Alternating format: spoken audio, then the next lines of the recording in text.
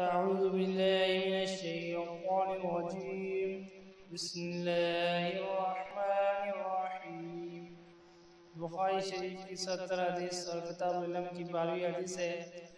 قال حدثنا عثمان بن ابي شيبة قال حدثنا جرير عن منصور عن ابي وائل قال كان عبد الله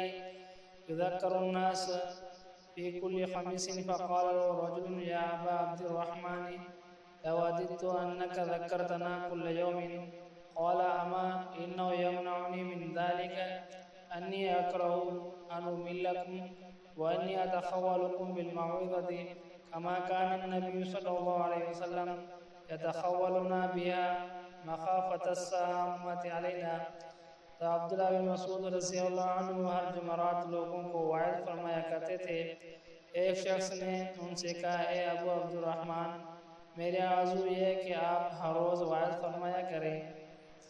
آپ رضی اللہ عنہ نے فرمایا یہ کچھ مشکل نہیں مگر آپ کو اکتا دینا مجھے اچھا نہیں لگتا اور میں آپ لوگوں کی خوشی کا موقع اور وقت دیکھ کر نصیحت کرتا ہوں جیسے نبی صلی اللہ علیہ وسلم وقت اور موقع دیکھ کر نصیحت فرمایا کرتے تھے، کیونکہ